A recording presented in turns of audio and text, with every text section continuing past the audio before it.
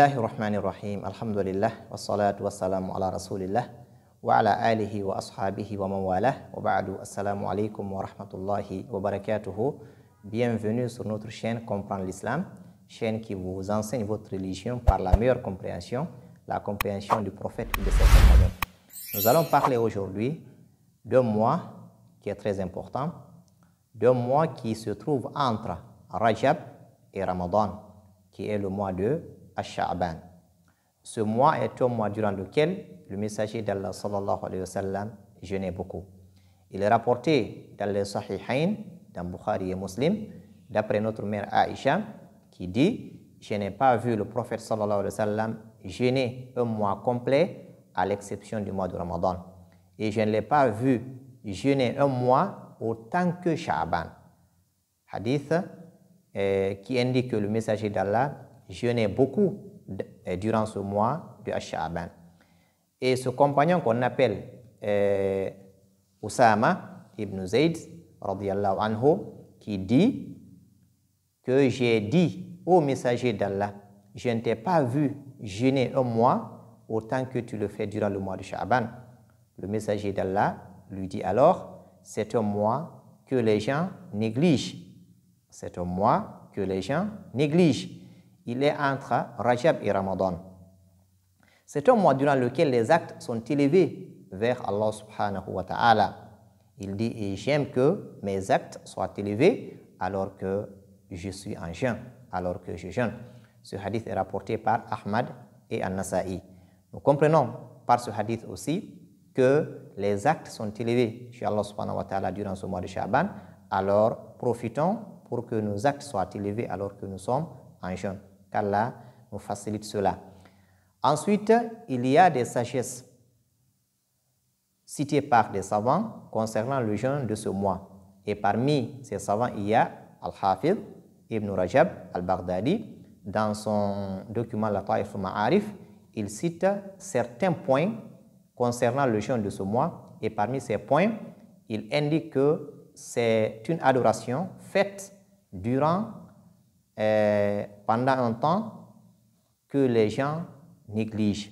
Il est donc très important de faire des adorations au moment où les gens se détournent de cette adoration. Donc, parmi aussi les points cités par le cheikh, il y a le fait que jeûner ce mois est une préparation pour le mois de Ramadan. Donc, on s'habitue au jeûne avant que le mois de Ramadan ne vienne. Cela va nous faciliter le jeûne du mois de Ramadan, car le jeûne au début, c'est un peu difficile pour le serviteur qui s'est habitué à boire et à manger. Donc, c'est une préparation pour le mois de Ramadan. Et tant d'autres points aussi cités par le cheikh. Ensuite, il y a un hadith qui parle du milieu de ce mois, qui parle du 15 de ce mois, un hadith que certains savants, d'ailleurs que la majeure partie des savants, jugent faible. Et le hadith dit « Inna Allaha la yattali'u fi laylatin nisfi min Sha'ban fayaghfiru li jami'i khalqi illa li mushrik aw mushahin » Le sens du hadith, c'est Allah subhanahu wa ta'ala s'élève au-dessus de sa créature la nuit de mi-Sha'ban, le 15 du mois de Sha'ban, la nuit, Allah subhanahu wa ta'ala s'élève au-dessus de sa créature et pardonne à toute sa créature excepté deux personnes. Quelqu'un qui fait le shirk, qui fait le polythéisme, et quelqu'un qui a de la haine pour son prochain. Donc, seulement ces deux personnes. Ce hadith, les savants jugent ce hadith comme étant faible.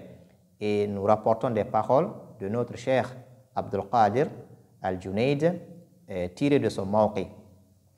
Il dit, le cheikh dit, وهذا الحديث وأشباهه حديث ضعيف لا يصح عن النبي صلى الله عليه وسلم عند أكثر العلماء. Il dit ce hadith et les hadiths semblables à celui-ci sont faibles. Et ce qui est cité par la majeure partie des savants. Il y a certains savants qui disent que certaines voix de ce hadith sont authentiques. Donc, on peut l'utiliser, on peut l'affirmer. Mais le cheikh dit ici, même si nous prenons cet avis, mais ce hadith n'indique pas qu'il y a une adoration particulière à faire durant cette nuit du 15 de ce mois. Alors, ni une prière, ni un sacrifice n'est indiqué de façon exceptionnelle pour ce jour du 15 de ce mois de Sha'ban. Et pour ce qui est de la prière exceptionnelle pour cette nuit, Al-Hafid Ibn Rajab, il dit dans son livre La Ta'if al-Ma'arif, il dit « Qiyamu laylatin nisf min Sha'ban lam yathbut fihi shay'un anin nabi sallallahu alayhi wa sallam wa ashabi » Le fait de s'arrêter durant la nuit du 15 de ce mois et faire des prières tout en ayant la croyance que c'est une adoration exceptionnelle qui est plus favorite que les autres, il dit que cela n'a pas existé au temps du prophète sallallahu alayhi wa sallam et de ses compagnons. Alors toute adoration qui n'a pas été faite par le messager d'Allah, qui n'a pas été faite par ses compagnons, nous devons l'abandonner, ça n'a aucune valeur, ça n'a aucune importance chez Allah subhanahu wa ta'ala. Les conditions pour que l'acte soit agréé par Allah subhanahu wa ta'ala sont al-ikhlasu wal-mutaba'a, la sincérité. Il faut faire l'acte, il faut faire l'adoration pour Allah subhanahu wa ta'ala et non pas pour les gens, non pas pour se faire voir, non pas pour se faire entendre. Donc, pas d'ostentation dans l'adoration. Et la deuxième condition, c'est al-mutaba'a, c'est le suivi. Il faut rester derrière le prophète Muhammad sallallahu alayhi wa sallam, prier comme il l'a fait, jeûner comme il l'a fait, faire le hajj comme il l'a fait, donner des sacrifices comme il l'a fait. Bref, toutes les adorations doivent être conformes à l'adoration du messager d'Allah sallallahu alayhi wa sallam. Donc nous devons nous éloigner de tout ce qui est innovation, de tout ce qui est bid'a. C'est très très important pour le musulman qui veut l'agrément d'Allah subhanahu wa ta'ala. Ensuite, le cheikh dit qu'il y a certains sur les réseaux sociaux qui, en s'appuyant sur ce hadith qui dit que Allah subhanahu wa ta'ala va pardonner à tout le monde, excepté 2 personnes qui ne sont pas d'accord, alors ils disent sur les réseaux, ils se font des messages en disant « Samihni wa samihuk » pardonne-moi, je te pardonne. Alors, ils considèrent cela comme étant un acte qui va les amener vers l'agrément d'Allah subhanahu wa ta'ala. Le cheikh dit que cela n'est pas conforme aux recommandations de l'islam, aux recommandations des savants. Si tu le fais juste pour que ton frère te pardonne, car tu lui as causé du tort, ce n'est pas grave. Mais le faire dans l'intention de se rapprocher vers Allah subhanahu wa ta'ala, en considérant que durant ce jour, on doit se demander pardon, alors cela n'a pas de preuve authentique. On doit donc s'en éloigner, on doit l'éviter, c'est très important.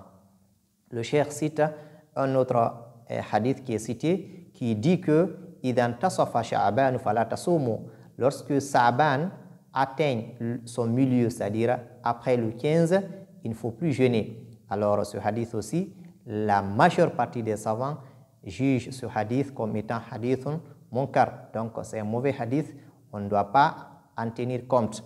Il est permis alors de jeûner même après le 15 de Sha'ban. Donc jusqu'à la fin, il est permis. Et peut-être on va parler des deux derniers jours de Sha'ban. Quel est le jugement de l'islam quand il reste 2 ou 1 jour? Quel est le jugement de l'islam du fait de jeûner ces 2 jours ou ce seul jour qui vient avant le Ramadan? Ce sera, Inch'Allah, l'objet de notre thème, un autre jour, Inch'Allah ta'ala. Mais retenons que nous pouvons jeûner même après le 15 de ce mois jusqu'à l'approche de la fin de ce mois de Sha'ban. Cela aussi est permis. Alors, ce sont là quelques leçons que nous avons voulu vous donner durant ce jour. Alors, retenons qu'il est très important de jeûner durant ce mois. Le prophète le faisait. Retenons après cela qu'il n'y a pas un jour durant ce mois plus favori que les autres, durant lequel nous devons faire des adorations de façon exceptionnelle. Non, on peut faire les adorations durant tout le mois. Donc, il n'y a pas un jour plus favori que les autres. C'est très important de le signaler.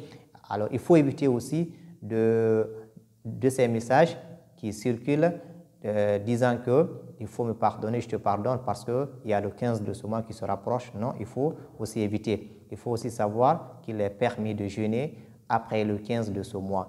Si vous voulez suivre les autres cours, veuillez simplement vous abonner sur Comprendre l'Islam. Comprendre l'Islam, c'est votre chaîne.